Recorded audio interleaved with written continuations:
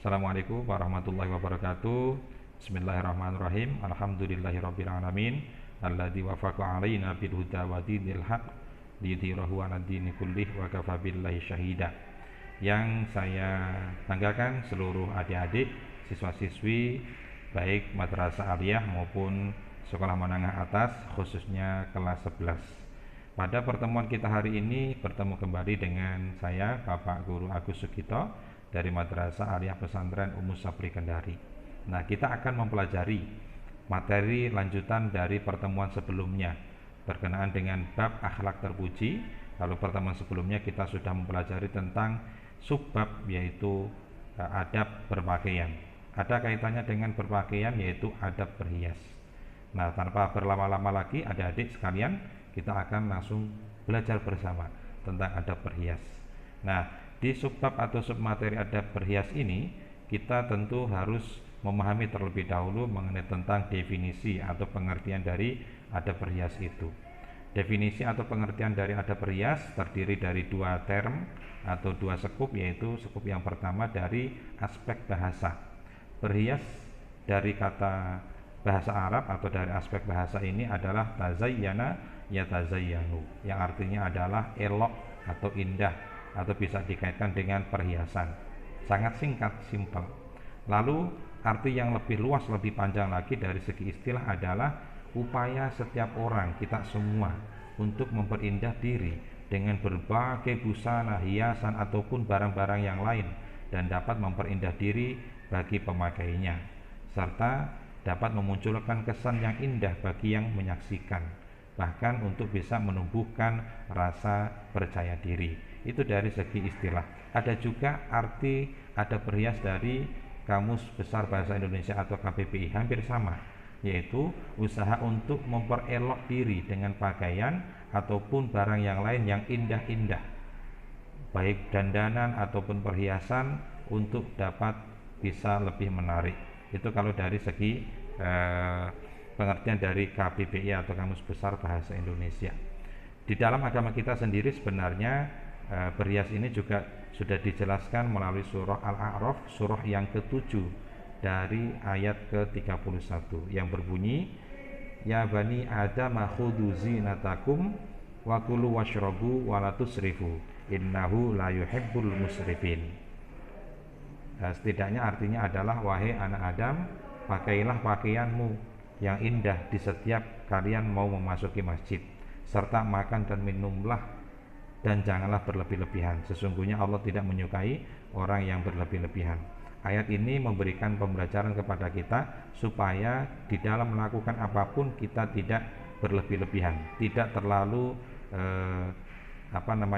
memubadirkan sesuatu. Termasuk juga berhias ini ada aturannya. Nah, aturan inilah yang diatur di dalam adab atau tata krama berhias. Apa saja sih adik-adik adab atau bentuk tata krama dalam berhias?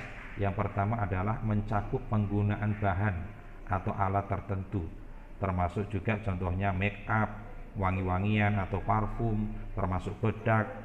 Adapun barang-barang juga termasuk dari perhiasan atau dari berhias itu sendiri. Contohnya seperti anting-anting, gelang, kalung, arloji atau jam tangan seperti Pak Guru pakai ini ya, dan barang-barang yang lain, bros itu juga termasuk. Namun harus kita ingat bahwa barang-barang tersebut tidak semua oleh Allah diizinkan untuk dipakai. Maksudnya ada laki-laki itu tidak diperbolehkan menggunakan barang apa, perempuan diperbolehkan. Contohnya misalkan laki-laki, bagi laki-laki muslim diharamkan memakai kain dari bahan sutra asli, serta menggunakan perhiasan dari bahan emas. Termasuk juga perhiasan itu tidak diperbolehkan untuk laki-laki muslim. Nah, itu merupakan bentuk adab dari berhias. Selanjutnya di materi ini kita juga mempelajari tentang rambu-rambu atau hal-hal yang harus kita taati ketika kita berhias. Apa saja? Niat yang lurus, artinya niatnya ini untuk semakin mendekatkan diri kepada Allah, menjadi bentuk kesyukuran atau rasa terima kasih kepada Allah, dan bertujuan untuk mendekatkan diri kepada ridhonya Allah. Lalu selanjutnya ketentuan yang harus kita taati adalah dalam berhias tidak dibenarkan menggunakan bahan-bahan yang dilarang oleh agama kita. Dan dalam berhias dilarang menggunakan simbol-simbol agama non-muslim. Nah, ini banyak sekali di antara kita. Bagi kita yang sekarang sudah mempelajari, tentu kita harus menghindari hal-hal tersebut. Yang patut kita taati juga, tidak boleh berlebih-lebihan. Lalu di dalam berhias, seperti cara berhiasnya orang-orang jahiliyah, harus kita hindari, harus kita jauhi. Contohnya misalkan memakai sesuatu yang dapat menimbulkan gairah orang yang melihatnya, atau bahkan lawan jenis yang bukan pasangan sahnya. Lalu kita juga dilarang berhias untuk keperluan berfoya-foya ataupun riak, ingin dianggap, ingin dipuji orang lain, itu tidak boleh ya. Nah, ini berkaitan dengan bagaimana tuntunan dari Allah melalui surah Al-Ahzab ya, surah yang ke-33 ayat 33, yang artinya, dan hendaklah kamu tetap di rumahmu dan janganlah kamu berhias dan bertingkah laku seperti orang-orang jahiliyah yang dahulu, dan dirikanlah sholat, tunaikanlah zakat, dan taatilah Allah serta Rasulnya. Sesungguhnya Allah bermaksud hendak menghilangkan dosa dari kamu, wahai ahlul bait, dan membersihkan kamu sebersih-bersihnya.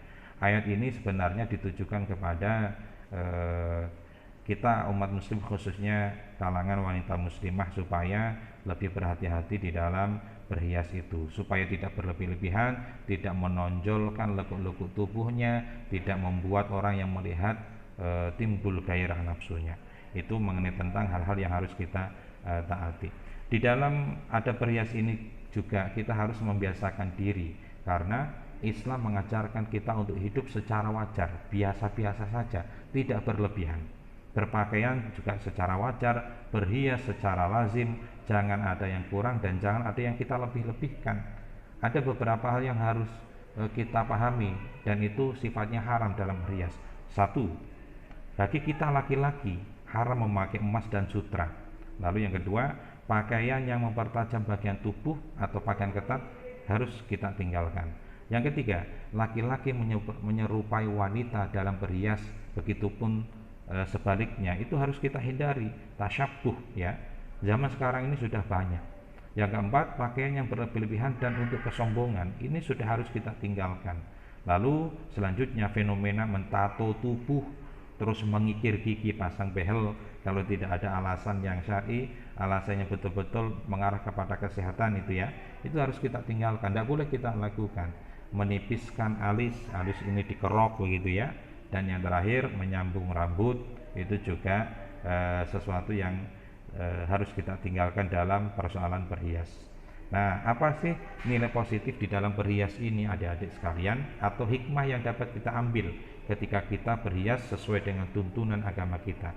Yang pertama, tidak boleh seorang muslim atau muslimah dalam berhias hanya mementingkan mode atau tren atau gaya perkembangan sekarang ini, atau adat yang berlaku di satu masyarakat tertentu, sementara batasan yang sudah ditentukan oleh agama kita abaikan. Kita harus mengambil tengahnya seperti apa, itu ya. Paling tidak yang kita utamakan terlebih dahulu adalah tuntunan dari agama kita berkenaan dengan berhias serta berpakaian.